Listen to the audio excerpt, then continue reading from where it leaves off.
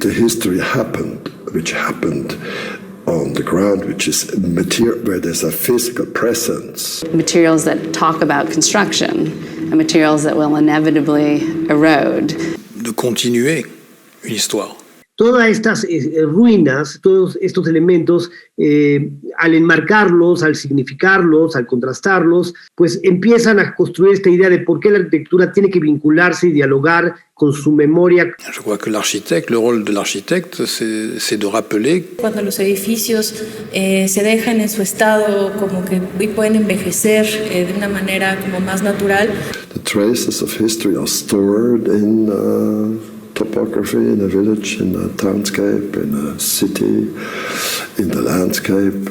Lo que se van leyendo son capas de vida que suceden hacia dentro de los cristales. El fragmento te cuenta la historia del lugar, ¿no? Te cuenta la historia de donde se produce, pero también donde se presenta. Aunque trabajamos para el futuro, en realidad inmediatamente se convierte en pasado y ya trabajamos con las memorias. Podía empezar a entender el edificio como esta acumulación de capas geológicas y de tiempo. Pero siempre estamos con las memorias. Están divididas en las diferentes capas y las diferentes relaciones con la transparencia. Pues sí hay una pequeña historia a partir del material en sí. Y eso creo que pasa en todas las arquitecturas. A lo mejor es nada más como poner la mirada ahí como de manera más insistente, pero... Et d'intervenir dans cette histoire. I'm part of a big thing. This is, I would like to be part of a big thing which comes from the past. Autrement dit, que le terrain n'est pas libre, que c'est pas une chose complètement nue. C'est pas vrai que c'est vide. Il y a beaucoup de charges historiques et géographiques et beaucoup de charges, une énorme mémoire de ces pays. The place where a building stands is always a historic place. We have made our civilization based on taking the material of Mother Earth out of the ground violently, reforming this material in our image. Does this feel right for this use? Does this feel right for this place? It's this openness of the approach, which is like this phenomenological look first, then say something. The form changes, the task changes, the place changes, everything changes. First looking, then think about it, and then say something, not the other way around. El sitio se convirtió en proyecto, ¿no? Porque el proyecto en general va y se posa en el sitio, pero en este caso el sitio se posó en el proyecto y lo reconvirtió y lo transformó. A building that possesses certain fluidity and that proceeds from an excavation of the historical, social, and material layers of the site. A declaration of love to this place here, and of being friendly. ¿Qué estrategias, qué operaciones, qué acupunturas realizas en el edificio para que los flujos, las dinámicas y las acciones sucedan? Allowing things to flow through. Association between apparently separate entities that are all kind of joined or at various places and that form a kind of continuous programmatic continuum. Y generar continuidades en comportamientos que a lo mejor de otra manera no sucederían, ¿no? This necessarily involves a reflection of time. Pace comes in, and the pace is so important to me, how it flows, how these sounds come in, how how big they get, how they go out, and how the thing goes. For me, the meaning is always happening between the transition between things. You imagine that there's a kind of ecosystem that is both in development and in demise. The simple fact of human existence, that is, that the wheel has to keep turning. And resonate and stutter and oscillate and hiccup. It keeps turning over. And go cold and go hot and go cold and go hot and get angry and laugh and get angry and laugh and share and... The old leave us and the young arrive. And I ask myself, how old am I?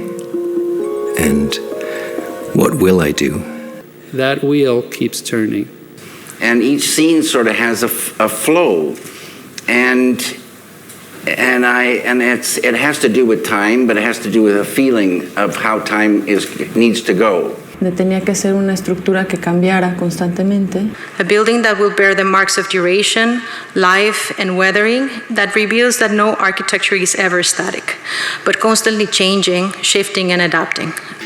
And I think that is not only a physical transformation, but also a psychological transformation and hopefully a social transformation. De una secuencia de cosas que se van generando como una tras de otra y que aparentemente se van ocultando, pero pues que en realidad están funcionando como los cimientos para algo más. An interpretation of existing traces and a concern for the ones that the project will leave behind. A birth and death are created at the same moment. They're not the beginning and the end. They coexist. Birth and death exist in this room at this moment, in each and every one of us. A building that recognizes the idea of continuous becoming. What was, what will be, but more importantly, what is. Traces of the self that are contained in the objects and the things that are around us. The spark of life, the connecting thread that draws us to material objects, to immaterial objects, to each other.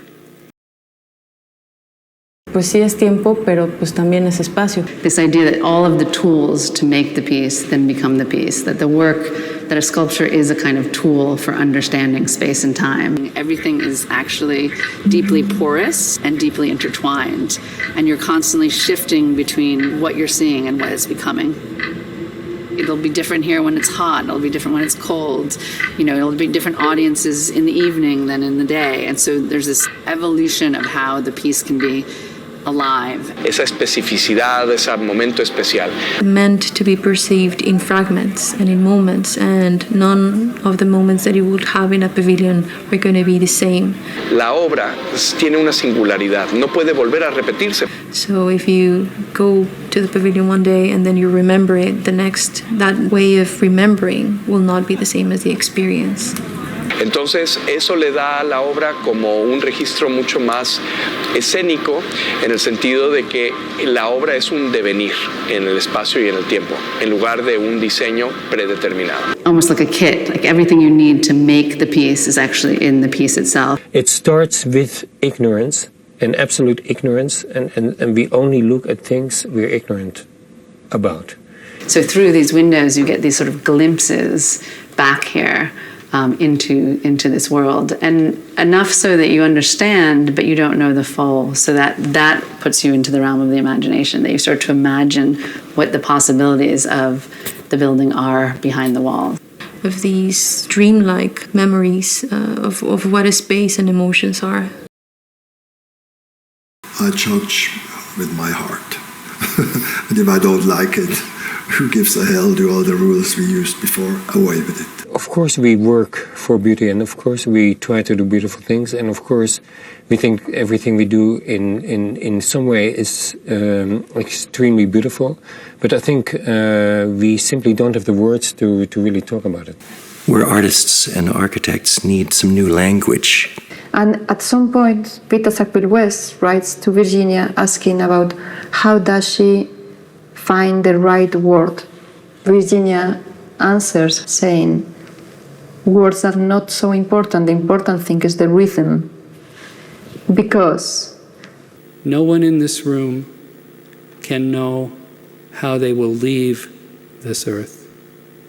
That is the unknown, the mystery.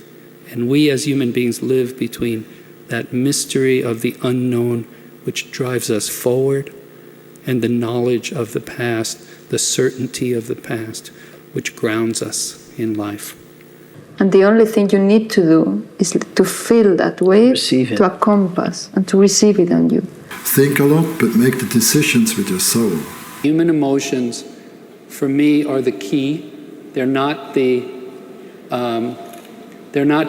simply temporary, transitory phenomenon that come and go, but the human emotions are the real way to go into the deepest knowledge that we have as human beings.